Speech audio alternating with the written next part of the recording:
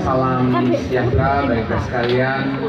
Monggo Pak, Hormati Pak Kepala, rekan-rekan para pejabat, staf dan hadirin sekalian, para peserta edukasi yang berbahagia.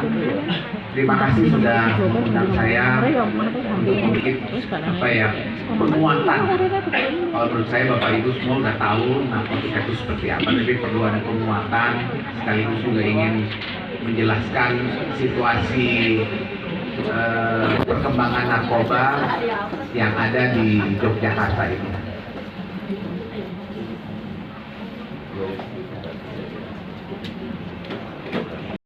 Foto tuan. Angkat saya Brigadir Jenderal Polisi. Saya lahir 24 September 67, jadi beberapa hari yang lalu saya berulang tahun yang 17 tahun. Ya Bapak, ya 57 tahun kurangi 4 kan 17 juga Bu. Ya, jadi umur bisa bertambah tapi semangat tetap 17. Setuju ya Bapak? Saya lulusan Akademi Kepolisian tahun 90, sudah mengecap pendidikan semua di polisi sampai selesai.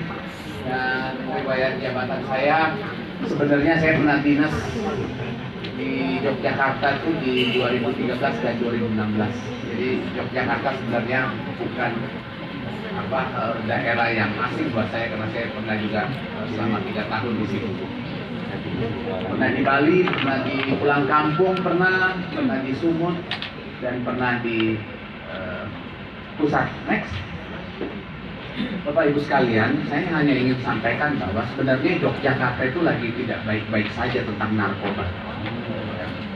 Kenapa saya katakan begitu? Ini data yang saya sampaikan. BNNP itu pernah melaksanakan kegiatan operasional selama 2 hari, hanya 2 hari. Ternyata pelaku tindak pidana narkoba itu cukup banyak di Yogyakarta. Kita menangkap ada 10 orang tersangka. Next. Dan dari 10 tersangka itu ada 4 perempuan. Jadi narkotika sekarang itu bukan hanya didominasi penggunanya oleh kaum laki-laki, perempuan pun sekarang sudah terpapar, sudah menjadi pasar dari narkoba ini. Mari kita lihat, ya. Next. Dan apa yang saya sampaikan tadi sebenarnya tervalidasi dari berita koran yang ditampilkan bahwa dalam 1 bulan Polresta Yogyakarta itu menangkap 24 kurir narkoba. Jadi kurir itu orang yang menjajakan narkoba, yang memasarkan narkoba. Kalau 24 orang yang ditangkap yang menjajakan narkoba itu, kita bisa bayangkan kira-kira yang membutuhkan kan pasti lebih banyak. Banyak penjual karena banyak pembeli. Ini faktanya, bahwa memang Yogyakarta itu jangan dilihat aman-aman saja, sebenarnya narkobanya kurang baik. Next. Bapak Ibu, ini kejadian nih, saya diundang di salah satu universitas swasta di Yogyakarta. Saya itu diundang tanggal 25 Juni. 2 minggu kemudian di kampus tersebut saya mengungkap tindak pidana narkoba. Di kampus tersebut melibatkan satpam. Ya, ini ada satpam Pak. Kemudian ini ada karyawannya dan ini mahasiswa. Jadi mahasiswa, satpam dan karyawan itu jadi bestie dan kompak menjadi pengedar narkoba. Jadi kenapa saya beberapa waktu yang lalu itu mendatangi semua perguruan tinggi itu untuk membentengi bahwa ini loh faktanya. Kita jangan bahwa narkotika itu sudah mencari pasar, sekarang masuk dia ke kampus. Faktanya demikian. Next. Lalu kita lihat ini ada fenomena. Ini seorang satpam Pak. Satpam di salah satu apartemen di dekat UGM. Namanya Taman Melati. Ya, dia sudah melaksanakan tugas satpam itu 4 tahun di sana. Tapi di samping dia satpam, dia juga double job. Dia juga kurir narkoba. Ini dia. Jadi kita bisa bayangkan, yang tinggal di apartemen semua itu kalau butuh narkoba, tinggal cari satpam ini aja. Dan untung kita tangkap. Dia mengatakan, saya ini dokter, pasien saya banyak di atas Pak. Karena ini obat kan, 4 tahun gitu. Jadi ini meracuni anak-anak kita, terutama yang tinggal di apartemen. Dan rata-rata di apartemen itu orang-orang yang kuliah saya pelajari di daftar penghuninya. Next. Lalu kemudian ini gembong narkoba yang bisa kita ungkap seumur-umur di Yogyakarta ini baru kali pertama kita mengungkap gembong narkoba pengiriman dari Medan 1,6 kilogram sabu. Bapak Ibu sekalian, saya ingin sampaikan, Ibu, 1 gram emas itu sekarang harganya berapa ya? Sabu-sabu ini yang tadi kita tangkap itu harganya 1.400.000. Jadi kalau kita bandingkan lebih mahal mana emas daripada gram. 1 gram sabu-sabu lebih mahal dari sabu-sabu. Sabu-sabu itu adalah barang dagangan. Dia butuh pasar. Pasarnya siapa?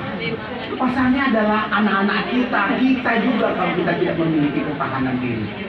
Mereka butuh pasar. Bisa dibayangin ini Pak, kalau 1,6 kilo ini beredar, biasanya 1 gram Pak itu digunakan oleh 4 pecandu. Ya 4. Karena kan mereka patungan, harganya mahal Pak, 1.400.000. Jadi anak-anak mahasiswa itu yang kami tangkap, itu mereka patungan. Jadi bisa dibayangin, kalau 1,6 kilogram ini beredar, akan dikonsumsi 6.400 generasi bangsa yang akan rusak. Ini fakta. Harganya 2,4 miliar, lumayan kan Pak, cuan. Ya. Artinya apa? Kalau saja sabu-sabu 1,6 kilo sudah masuk ke Jogja, artinya yang membutuhkan, yang meminta itu kan banyak berarti. Ya kan? Pasarnya lagi banyak gitu. Pindah. Next. Udah pipis.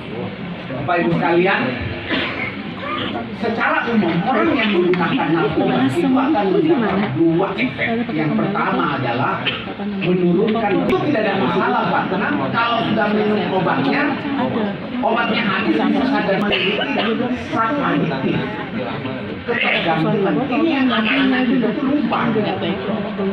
Iya. Zat adiktif, rokok juga adiktif. Ini yang membuat narkotika itu kenapa berbahaya, karena memiliki zat ketergantungan. Kita lihat Pak, di Indonesia itu ada 3,33 juta masyarakat yang terjerat narkoba. Dia butuh narkoba gitu. Itu kalau orang penjual narkoba dia udah tahu pasar saya ada 3,3. Makanya kenapa narkoba tuh di Indonesia itu sangat banyak masuk. Kenapa? Demand-nya banyak Pak. Jadi suplai harus terjaga. Next. Mari kita lihat Pak di Yogyakarta. Ini ada data di Yogyakarta 5 tahun yang lalu. Itu disurvei berapa sih angka pecandu di Yogyakarta ini. Setelah ini nggak ada lagi Pak. Nggak ada lagi survei. Jadi saya menggunakan survei ini. Bahwa di Yogyakarta itu ada 18.000 pengguna narkoba. 18.000. Kita tahu Pak, ini pasti teman-temannya masih banyak ini kan.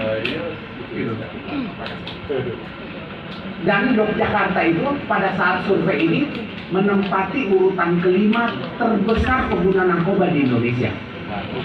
Setelah Medan, Palembang, DKI, Sulawesi Tengah, dan yang nomor 5 adalah Yogyakarta. Jadi kita masuk 5 besar. Hati-hati kita Bapak Ibu untuk mengawasi anak-anak kita.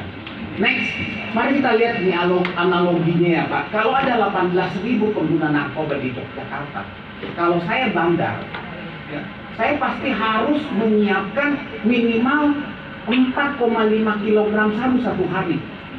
Dikali 1.400.000, ada 6,3 miliar satu hari uang yang berputar untuk beli narkoba, merusak generasi bangsa kita di Yogyakarta. Iya, karena mereka butuh narkoba Pak. Jadi wajar 1,6,3, 1,6 seperti itu. Next. Kenapa demikian, Pak? Memang kita tantangannya agak berat. Sekarang ini banyak narkotika jenis baru. Banyak sekali model variannya, bentuknya gitu. Itu kenapa? Dia mendahului aturan, nggak ada regulasinya, dan menghindari hukuman. Jadi ada zat narkoba kalau digunakan nggak bisa kita proses karena nggak ada regulasinya. Tetapi dampaknya sama dengan narkoba. Di samping itu kita tahu, Pak, penduduk kita menjadi pasar di sini ada 3,3. Ini juga keterlibatan aparat juga masih aja ada, menyebabkan kenapa narkotika ini agak sulit kita berantas. Ya. Dan yang paling menjadi konsen kita bahwa di Indonesia itu memiliki panjang pantai nomor 2 di dunia setelah Kanada. Kita nggak bisa mengawasi, Pak, semua narkoba yang masuk ke Indonesia itu melalui jalur laut.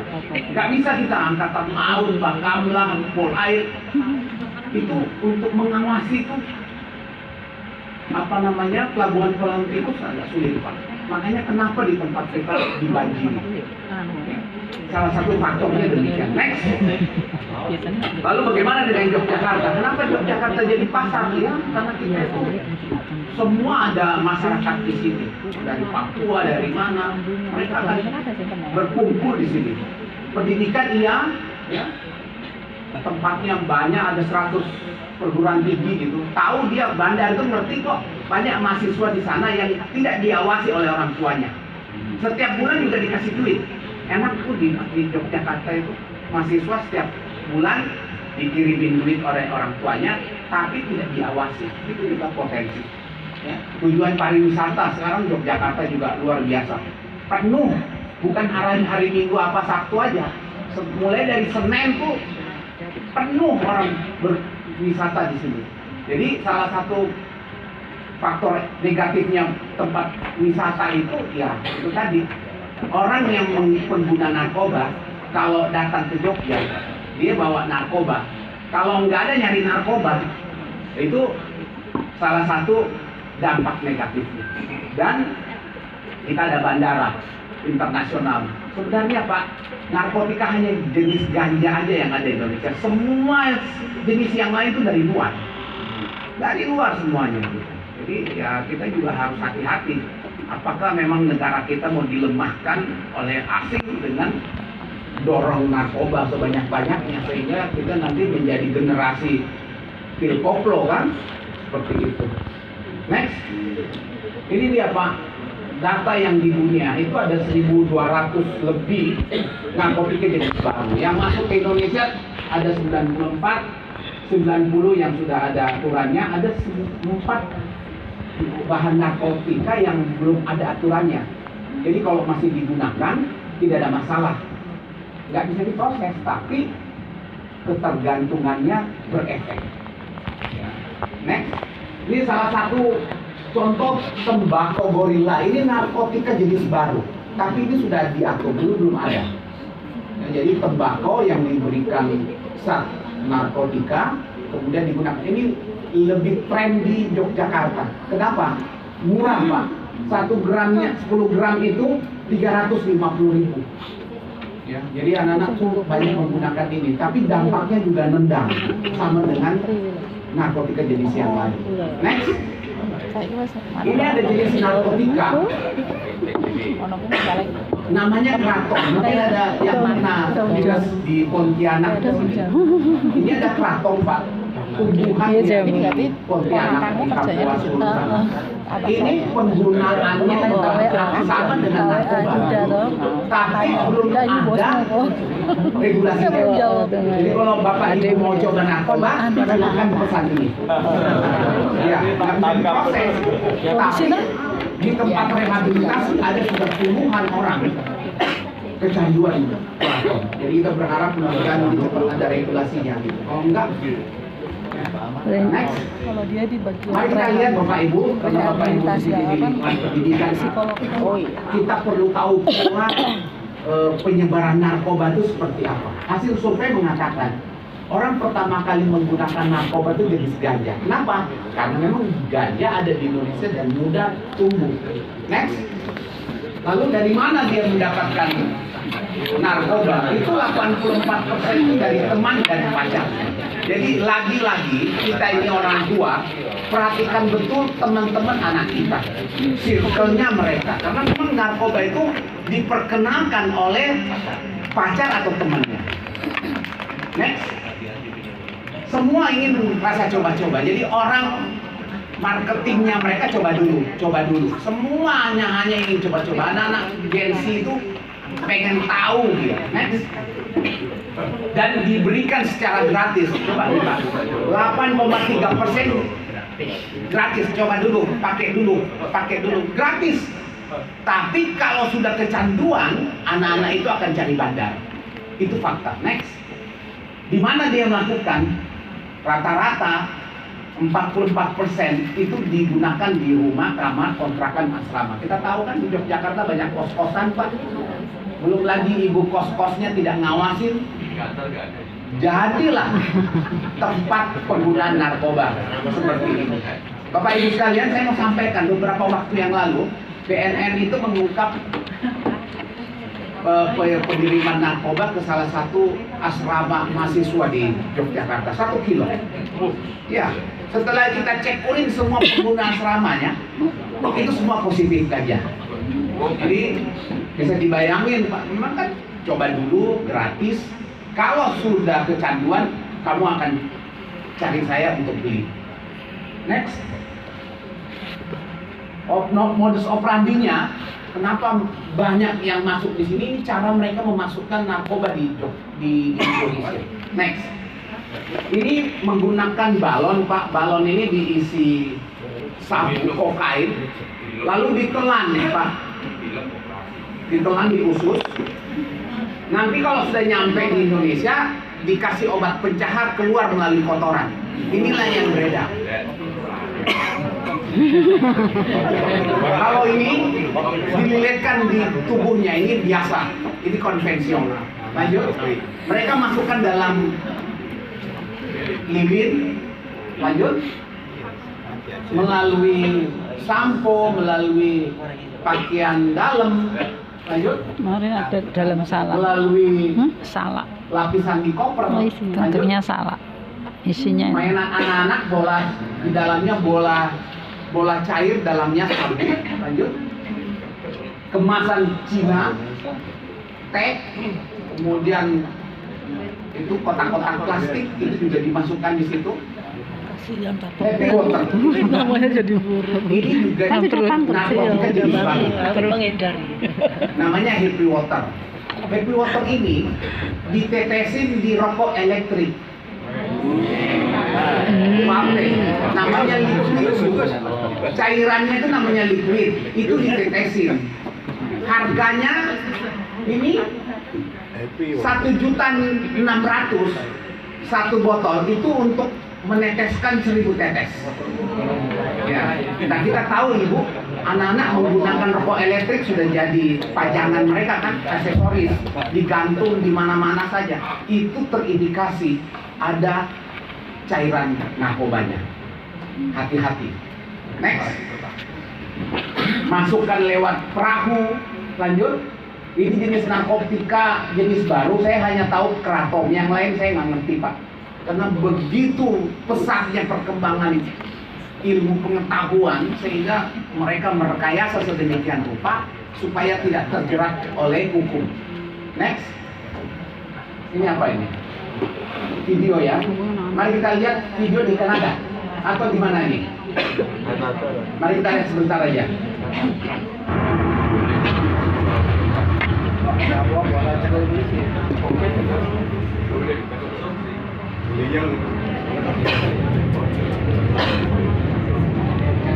Fly.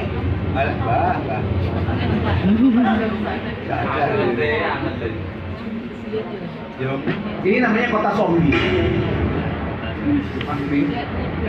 benar mengerikan. Oke, New dulu. York itu kan orang bergelimpangan, udah biasa gitu lah. Ya. Kalau kita semua tidak peduli, Itu zombie, bisa saja bukan zombie kota yang di zombie film-film, yang ada di itu Amerika atau di zombie gitu Kanada lah. akan pindah ke Yogyakarta, Pak. Kita bisa bayangin sepanjang Malioboro seperti itu. Bisa terjadi, bisa. Dulu juga tidak begitu mereka. Sekarang dia nggak mampu lagi karena sudah sedemikian rupa. Ya. Mari kita lihat, ini ada video pabrik narkoba di Bali. Dikelola Eksklusif oleh penampakan orang bunker asing. narkoba di bawah tanah di Bali. Saya ada di Sanjir, di kawasan Canggu, Kabupaten Bandung, Bali. Saya pasangkan sebuah tempat seperti ini. Ada lokasi pabrik narkoba asing di kawasan Bandung. Ini adalah laboratorium investasi.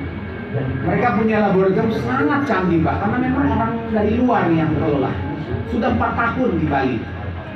Saya masuk ke sini, cairan kimiawi begitu terasa. Makanya ini adalah perangkat-perangkat yang disiapkan Sangat modern alatnya. turis yang ada di kawasan ini memodifikasi kawasan Rubana ataupun basement menjadi tempat untuk kemudian memproduksi metadone alias bahan dasar Cukup. pembuatan ekstasi. Bapak Ibu, di Bali itu yang kelola pabrik narkotika itu adalah orang Rusia dan Ukraina. Berdua mereka. Kita bisa bayangin, Pak, di kampungnya mereka perang. Di Bali dia jadi bestie gitu. Merusak generasi bangsa kita. Ini fakta, Pak, 4 tahun mereka beroperasi. Jadi kita ini hati-hati gitu. Dan nanti saya kasih data ya, pabrik narkoba juga banyak di Yogyakarta. Nanti saya lihat faktanya. Betul, Pak. Next, lalu apa yang harus kita lakukan? BNN sebagai lembaga yang mengelola pencegahan dan pemberantasan narkoba di Yogyakarta ini, kami melakukan kegiatan dengan 4 upaya strategi. Yang pertama adalah soft power approach. Kami akan memberikan edukasi kepada masyarakat dalam rangka pencegahan dan pemberdayaan masyarakat akan melawan narkoba. Apa yang harus kita lakukan terus? Kami memberi beberapa program, Pak, masuk ke sekolah-sekolah segala macamnya, Pak, di zona taman pintar. Pokoknya intinya bagaimana caranya supaya masyarakat itu mendapat pengetahuan yang cukup tentang narkoba sehingga mereka memiliki penguatan diri untuk menolak pengaruh narkoba. Next, Bapak Ibu, saya sudah PKS dengan LL Dikti. Kami melaksanakan roadshow di 37 perguruan tinggi untuk membentengi anak-anak mahasiswa yang baru ini dari luar-luar yang nggak ngerti Jogja. Kita jelaskan dulu bahwa Jogja itu seperti ini, hati-hati, jangan sampai kalian menjadi pasar mereka. Kami sudah lakukan itu. Next. Kemudian untuk yang sudah terpapar, kami ada program rehabilitasi masuk kampus. Jadi mereka yang terpapar kita pulihkan mereka supaya mereka kembali hidup normal. Itu salah satu tugas daripada BNN. Next. Lalu pemberantasan, Bapak, kami sudah, terutama yang kami laksanakan ini razia di store vape. Karena kami takut narkotika rokok elektrik itu merebak di Yogyakarta. Kami razia itu untuk mengawasi jangan sampai mereka masuk di tempat kita. Next, melalui Smart Power kami memiliki media sosial untuk menyebarluaskan informasi. Terus kerjasama, hari ini kita juga mungkin sudah ada kerjasama dengan BPMP. Jadi dalam rangka bersama-sama kita untuk berkomitmen menjaga lingkungan kerja kita dari bahaya narkoba, lingkungan pendidikan, lingkungan masyarakat, lingkungan usaha itu harus bersih dari narkoba. Next, ini MOU kami dengan LL Dikti, lanjut saja. Di tempat kami ada program magang mahasiswa yang magang di tempat kami bentuk dia sebagai mahasiswa penggiat anti narkoba. Jadi mereka setelah selesai magang, mereka akan kembali di kampus, dia merupakan perpanjang tangan dari BNN. Next, tempat hiburan kami rahasia, lanjut saja. Nah, Bapak Ibu, ini ada berita media sosial. Mungkin ada yang tahu nggak ini tokoh ini? Ini seorang selebgram, ya, cukup terkenal. Ya. Di Instagram tuh terkenal anak ini ya. Terkenal dengan apa? Nah, ini ada goyangannya anak. Ya. Sekarang dia tertangkap narkoba, tertangkap petugas menggunakan rokok elektrik, ya, berisi ganja. Ini dia. Jadi hati-hati yang ya. Rokok elektrik itu terindikasi. Ini mereka sudah tahu. Ini namanya liquidnya. Liquidnya itu ditetesin, dikasih happy water. Ini ketangkap di Jakarta, Bapak. Lalu dikembangkan dari mana dia mendapatkan cairan ganja yang diteteskan dalam liquid rokok elektrik. Next. Ternyata happy waternya itu pabriknya ada di Bantul.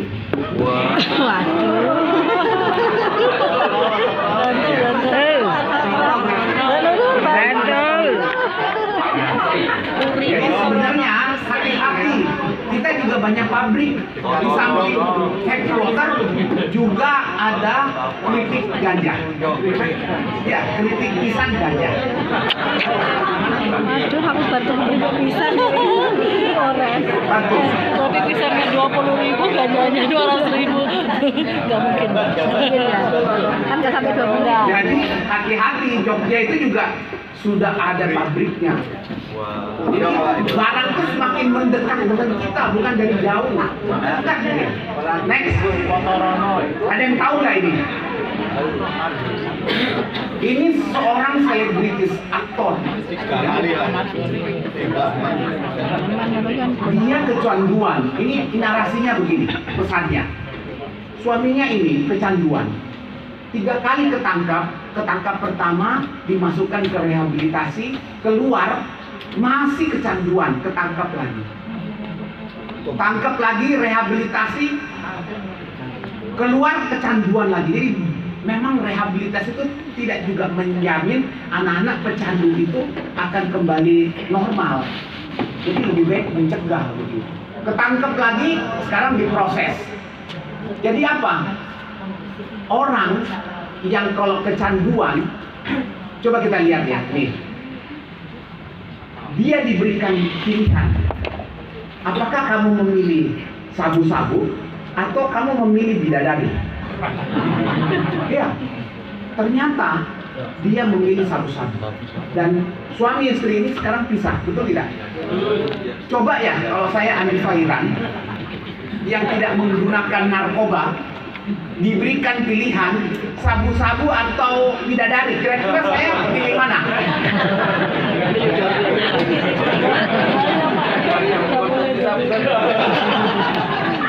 Jadi kalau saya tidak menggunakan narkoba, saya nggak butuh sabu. Saya pasti membutuhkan bukan bidadari, tapi saya membutuhkan istri saya di rumah. Karena saya laki-laki setia. Iyalah, kita ini berumah tangga juga kalau berjuangnya. Kalau di depan forum begini nggak berani. Sehidup semati gitu. Kita berdua bersama. Mati bersama. Apa yang ingin disampaikan bahwa orang kalau pengguna narkoba dia nggak mikir yang lain, dia cuma mikir narkoba. Tidak ada, dia pikir pokoknya cari narkoba saja. Jangan sampai ada terjerat narkoba keluarga kita. Next, mari kita nyanyi dulu ya. Nah, ini adalah lagu enak.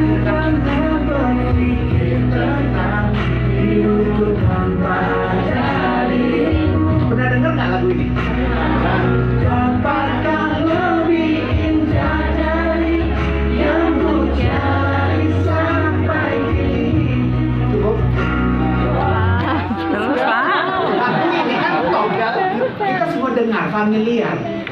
Tapi tahu nggak kita, Bapak Ibu, ternyata yang menulis dan menyanyikan lagu Ida ini sekarang ketangkap narkoba.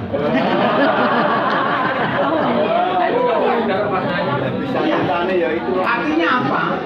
Orang yang mempunyai prestasi, mempunyai karya-karya yang indah, kita pun familiar mendengarnya dan bahkan hafal. Sekarang karya itu tidak akan kita dengar lagi. Kenapa? Ketangkap narkoba dia. Jadi betapa daya rusaknya narkoba itu luar biasa. Next. Ini ada berita koran, berita media sosial, ya. Kasat narkoba yang nangkep dia pula pakai narkoba. Itu penyamaran, Pak. Iya. Ya, dia diberhentikan. Ini kasat narkoba di Barelang, ini junior saya nih, deletin saya nih. Kemarin dipecat karena barang bukti 1 kilo dijual sama dia. Iya, cuan.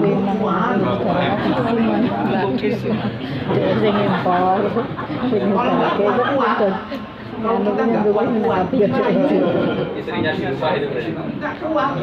Ya. Jangan kita sampai kita normal-normal begini. Kalau dalam kondisi kita lemah, bisa saja mungkin terjadi begitu.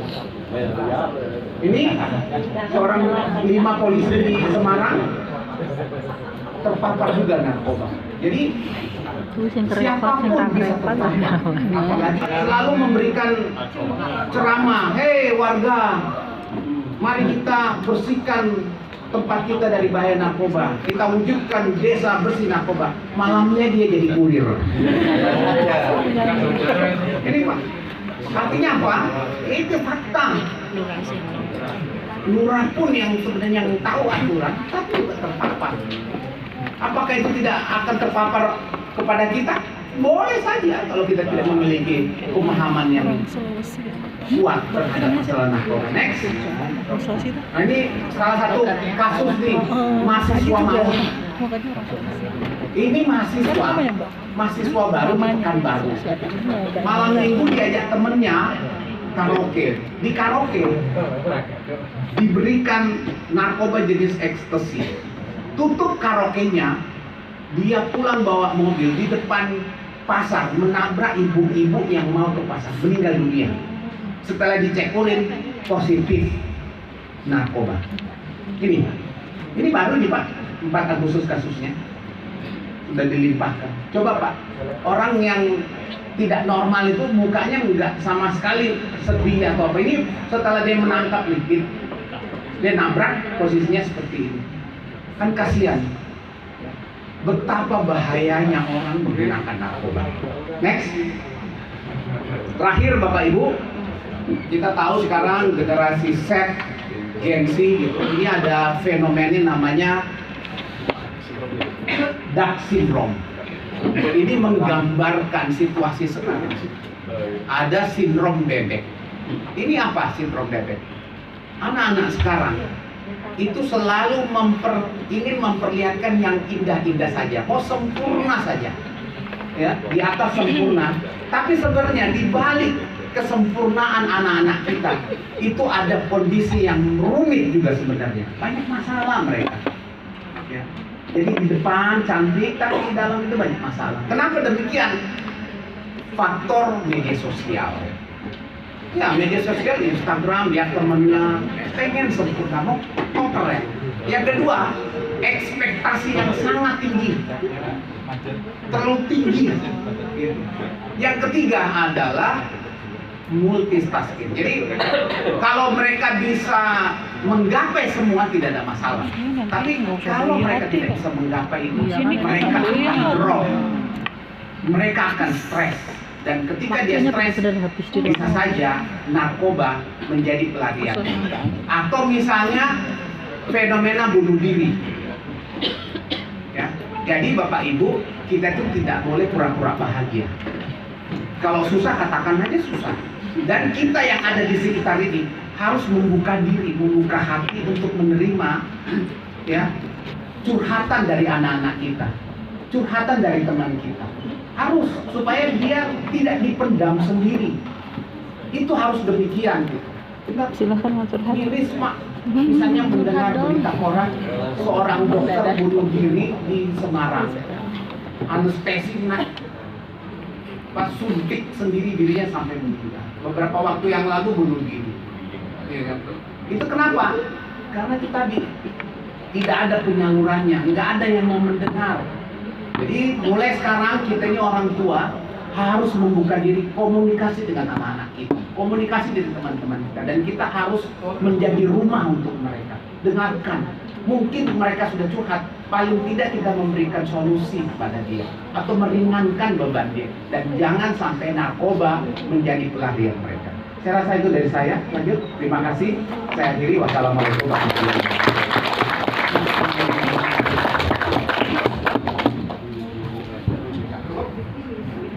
Lanjut ke muridnya. Oke. Bapak Ibu, saya langsung kembali karena saya mau menerima Ketua DPR dari Foto bersama, Mas Didi.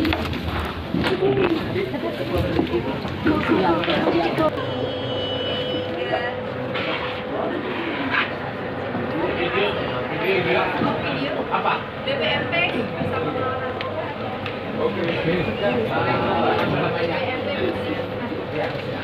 izin Bapak Ibu. Bersinar. Izin Bapak Ibu, nanti saya akan meneriakan BPMP, kemudian Bapak Ibu sekalian bisa bersinar bersih narkoba. BPMP DIY itu, BPMP DIY. Atau ini aja, sinar saja. Ya. Bersinar narkoba. Ya. Oke. 1, 2, 3. BPMP DIY. Bersinar bersih narkoba. Terima kasih. Terima kasih.